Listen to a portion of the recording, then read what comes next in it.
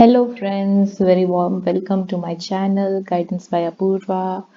बहुत ही खुशी की बात है कि ये वर्ल्ड हिस्ट्री की लास्ट वीडियो है। इसके बाद आपका वर्ल्ड हिस्ट्री का जितना मेरे प्लान के अकॉर्डिंग आपको करवाना था वो कंप्लीट हो जाएगा। इसके बाद आप प्लीज 2 दिन का रिवीजन लीजिए वर्ल्ड हिस्ट्री फटाफट फटाफट और अच्छे से। नोट्स बनाया तो और भी अच्छे से आप उसको रिवाइज कर लीजिए और उस पर प्रैक्टिस करने की कोशिश कीजिए कहीं से भी आपको क्वेश्चंस मिलते हैं तो।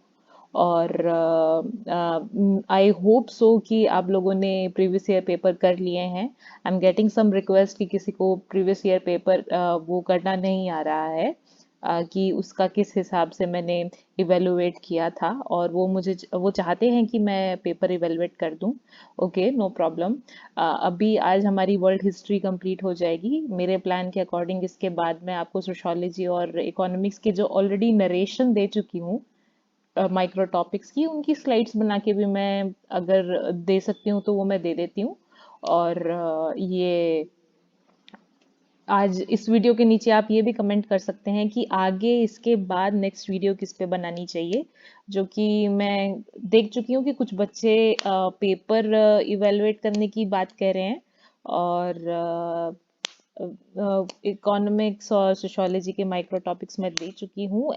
जस्ट मुंह जबानी मतलब आपसे बात करके उसका मैं क्लियरली डिफाइन कर दूंगी। और फिर जल्दी से जल्दी हमें आईआर और पॉलिटिकल साइंस स्टार्ट करना है, क्योंकि आईआर और पॉलिटिकल साइंस की वेटेज सबसे ज़्यादा है। तो without further ado let's begin. और हाँ, अगर कोई बच्चा ये चाहता है कि मैं ये videos, if any student amongst you want me to re-narrate these whole world history completely in English, please feel free to comment, because I do understand that India is a very versatile country, and it has, but English is the only and wider medium for us to communicate with each other. So, though I tried to be bilingual in these videos, but I will keep it in mind that if you want me to narrate these videos entirely in English, I'm open to it. Only thing is, I'm doing it in single video just as to save time, because I suppose the exam might happen somewhere around May first week. That's my like, I suppose kind of statement, because the next semester, currently the semester which are going on is are like this। अभी जो semester चल रहे हैं वो ऐसे हैं। जनवरी से April first semester किया गया है, और अप्रैल टू अगस्त सेकंड सेमेस्टर किया गया है, और अगस्त से दिसंबर थर्ड सेमेस्टर किया गया है, क्योंकि कोविड की वजह से इन्होंने कॉम्पैक्ट कर दिए हैं चीज़ें। तो जस्ट सपोज कि अगर आपका जो सेमेस्टर है वो अगस्त से स्टार्ट होगा, तो एनी वेयर जुलाई तक इनको एडमिशन प्रोसेस एंड करना पड़ेगा, तभी अगस्त में अच्छे से क्लास चल पाएगी। और जुलाई में सब प्रोसेस एंड करना है तो मई में एग्ज़ाम कंडक्ट करेंगे, क्योंकि मई में एग्ज़ाम कंडक्ट करेंगे तभी एमफिल पीएचडी के इंटरव्यू जून में हो पाएंगे, और जुलाई में सारा एडमिशन प्रोसेस खत्म होगा।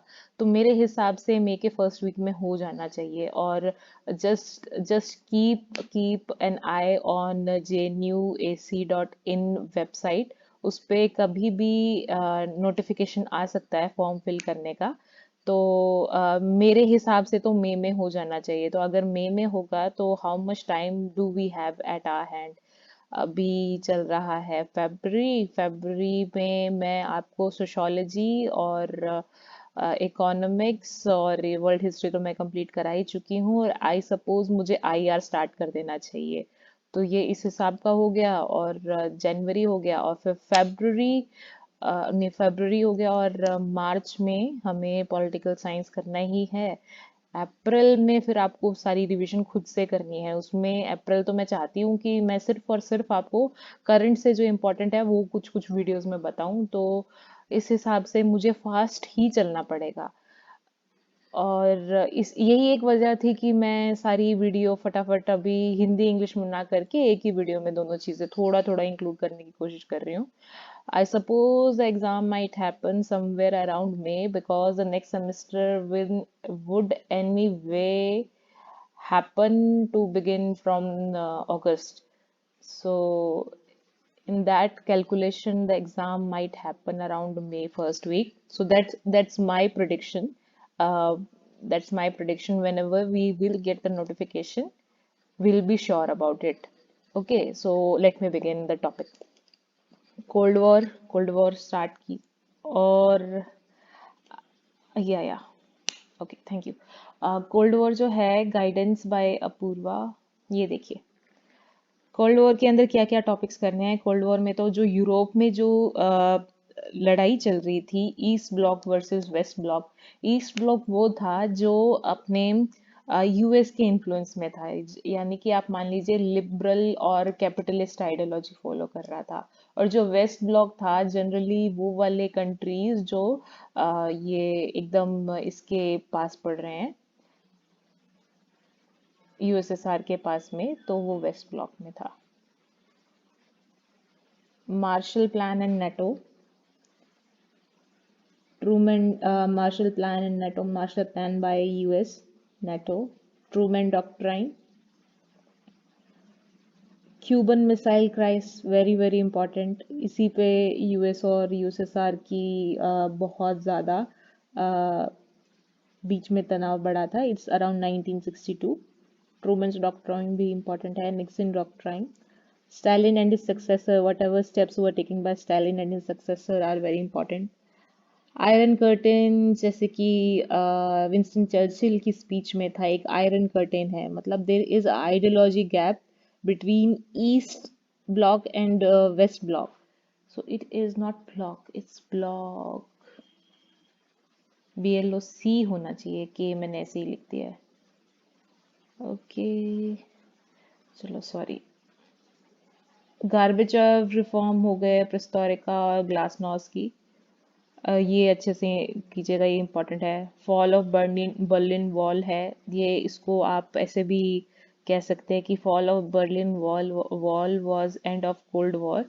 इसकी थोड़ी सी डिटेल में पढ़िएगा। आई एम वेरी सॉरी, आज मैं बहुत ही हब्सर्ड वे में करा रही हूँ because I am not well.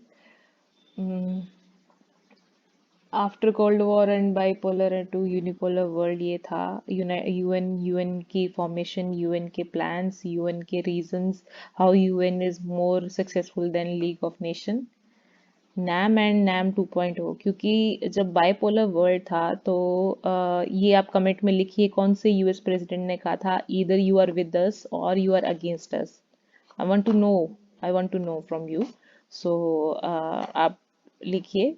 और जैसे नैम की फॉर्मेशन हुई थी 1960 में, और कौन कौन से लीडर्स थे जो नैम को फॉर्म करने के पीछे जिनका बहुत बड़ा हाथ था, जिसमें नेहरू, सुकर्णो, काफ़ी से काफ़ी काफ़ी और लीडर थे। ये भी आपको करना है नैम के नीचे। इजिप्ट के, यूगोस्लेविया के, कौन कौन इनके मेंबर्स थे। और ये ज़्यादातर न्यूली डीकोलोनाइज्ड कंट्री ही थी। नैम 2 और नैम 2.0, नैम और नैम 2.0, वैसे ये ज़ीरो होता है पर इसको पढ़ने में 2.0 बोलते हैं। नैम और नैम 2.0 का ये आप कंपैरिजन देख लीजिएगा थोड़ा सा। बेंडन कॉन्फ्रेंस वगैरह देख लीजिएगा, कैसे बेलग्रेड वगैरह, ये सब सब आपको पढ़ना है। तो इसलिए मैंने सिर्फ टॉपिक दे दिए हैं, इसकी नीचे की चीज़ें आप कर लीजिएगा। आर्म्स रेस तो हो ही रहा था क्योंकि न्यूक्लियर वेपन्स आ गए थे, तो सभी यूएस और यूएसएसआर में सबसे पहले ये चीज़ छिड़ी थी कि भाई किसके पास सबसे ज़्यादा न्यूक्लियर वेपन्स है, तो इसको आर्म्स रेस बोलते हैं क्योंकि इनकी स्पीड थी कि इसके पास कितने वेपन्स होने चाहिए। और इसके बाद इसको कंट्रोल करने के लिए कौन कौन सी ट्रीटीज आई, just the treaties which are more focusing on nuclear deals and nuclear weapons, ये वाली चीज। और यूएन में आप परमानेंट काउंसिल वगैरह वो वाली चीजें कर लीजिएगा। और वीटो वगैरह क्या चीज है यूएन में, दैट यूएन, हम फिर से इंटरनेशनल ऑर्गेनाइजेशन वाले टॉपिक में फिर से थोड़े इसके माइक्रो टॉपिक्स और दे दूंगी, but do study it here also. United nation इधर इन्हीं टॉपिक्स में कर लीजिए क्योंकि टाइम कम है, तो आप जितना ज़्यादा अपनी तरफ से कीजिए, कर सकते हैं उतना कीजिए, क्योंकि as you know the cut offs are like 80 to 86, बहुत हाई कट ऑफ्स है। तो जितना आप 100% अपनी तरफ से एफर्ट डाल सकते हैं आप प्लीज़ डालिए। Decolonisation, formation of independent states, ये तो करना ही करना है। आफ्टर कोल्ड वॉर ये सारी चीज़ें चल रही थी, इवन बिफोर कोल्ड वॉर, नहीं, at the time of cold war ये चीज़ें चल रही थी। आफ्टर वर्ल्ड वॉर टू बहुत सारी कंट्रीज को इंडिपेंडेंस मिल रही थी। तो डीकोलोनाइजेशन के बाद जैसे जो फॉर्मर कॉलोनीज थी ब्रिटेन की, यूके की, उनका एक कॉमनवेल्थ बना था। तो जैसे अभी भी कॉमनवेल्थ गेम्स वगैरह होते हैं, जैसे जिसमें ऑस्ट्रेलिया भी पार्ट है, इंडिया भी पार्ट है, और से बहुत सारे नेशंस है जो इसका पार्ट है, जो फॉर्मल यूनाइटेड किंगडम की कॉलोनीज थी। अभी भी वो लोग किंग क्वीन को हेल करते हैं जब भी उनका गेम स्टार्ट होता है। तो थोड़ा सा कॉमनवेल्थ पे भी आप अपने नोट्स में लिख दीजिए। यूएस का बहुत बड़ा रोल आएगा आगे आफ्टर द कोल्ड वॉर, क्योंकि कोल्ड वॉर में क्या था, बाइपोलर वर्ल्ड था, US versus USSR. Cold war के बाद it went from bipolar to unipolar world, और यूनिपोलर में US was the centre. So US में जैसे US mediation in middle east तो आपको करना ही करना है, plus US mediation in Africa, Latin, Pacific, ये सारी चीज़ें आप खुद से कर लीजिए। मैंने इंपॉर्टेंट टॉपिक्स दे दिए हैं, प्लीज़ आप मेरा एक टॉपिक देख के इससे आप अपनी चीज़ें खुद से खुद प्रिडिक्ट करना सीख लीजिए। जैसे कि फॉर एग्जांपल मैंने आपको दिया है जॉर्ज एच डब्ल्यू बुश, जो कि जूनियर बुश भी थे। इनके टाइम पे क्या क्या इंपॉर्टेंट इश्यूज हुए थे, जैसे वॉर ऑन टेरर। इनकी एक स्टेटमेंट थी एक्सेस ऑफ इविल, जिसमें उन्होंने कुछ ऐसे देश इंक्लूड किए थे कि दे आर इविल, मतलब they are somebody who promotes terrorism, who are into nuclear race, क्योंकि ये इनका एक तरीका था। वो यूनिपोलर हो गया था वर्ल्ड, और उनकी यूएस की एक हेजिमनी थी, हेजिमनी उनका वर्चस्व था। वो किसी को भी डोमिनेट कर सकते थे और अपने हिसाब से उनको अपनी लाइन पे ला सकते थे, वही यूनिपोलर वर्ल्ड है। फिर इन्वेजन इन अफगानिस्तान, क्योंकि पहले भी मैंने आपको हिस्ट्री में कराया है इसी की पहली वाली वीडियो में, अफगानिस्तान का इशू। तो इन्वेजन ऑफ अफगानिस्तान भी बुश के टाइम पे हुआ था। और इराक वॉर, जो कि आप सद्दाम हुसैन को इन वाली चीज थी, सद्दाम हुसैन वाली चीज आप यहाँ पे कर लीजिए। कैसे इन्होंने कहा था कि उनके पास weapons of mass destruction, biological weapon, chemical weapon, ये ऐसे ऐसे इनकी सारे इश्यूज चल रहे थे। तो ये यहीं पे आप कवर कर लीजिए। और इन्वेजन ऑफ कुवैत वगैरह ये सब चीज़ें आप कर लीजिएगा खुद से ही। मैं आपको बता रही हूँ कि एक तरीका है किस हिसाब से करने का। मेजर मेजर यूएस प्रेसिडेंट्स आपको करने ही करने हैं। बहुत से बच्चों की रिक्वेस्ट थी कि उनको समझ नहीं आ रहा है कि इतनी लिस्ट ऑफ यूएस प्रेसिडेंट्स है तो कौन से करने चाहिए। ठीक है, तो मैंने आपके लिए एक लिस्ट भी बना दी है कि कौन कौन से यूएस प्रेसिडेंट ज़्यादा इंपॉर्टेंट है।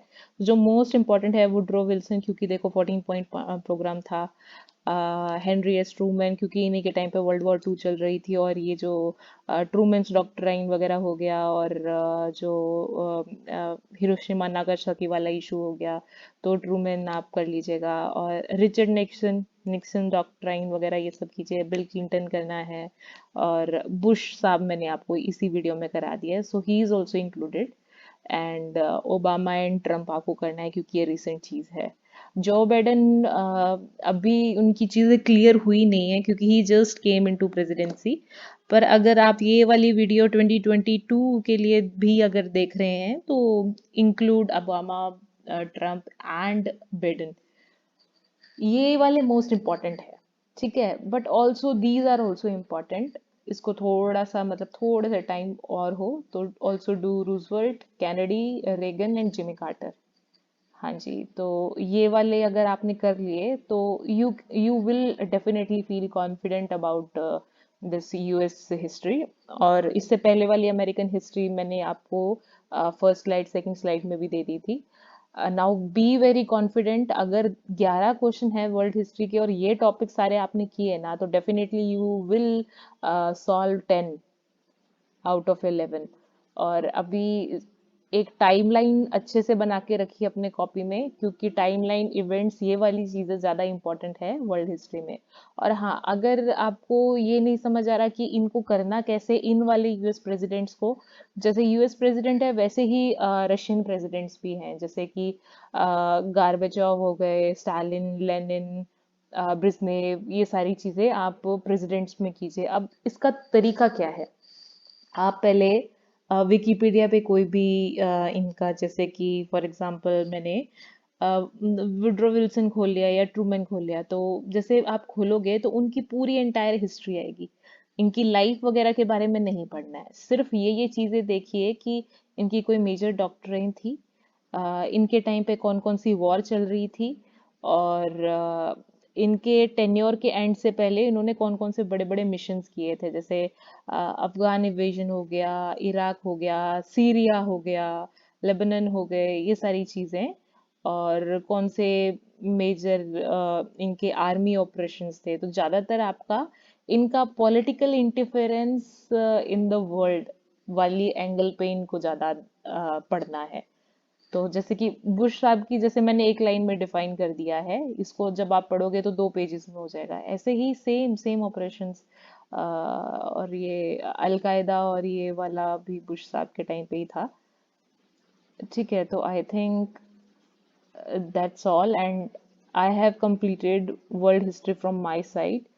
आप प्लीज अपना अच्छे से मटेरियल बना के, जैसे भी नोट्स बना के या फिर जो भी चीज़ आप फॉलो कर रहे हैं उसको कंप्लीट कीजिए, ये वाली स्लाइड कर लीजिएगा। Thank you very much, and you can comment कि इससे नेक्स्ट हमें क्या करना चाहिए। I am bit unwell, so I might take a leave for 2 or 3 days। तो मैंने ये वीडियो पहले ही रिकॉर्ड कर दिया है, it will get premiered bit letter. Okay, thank you so much.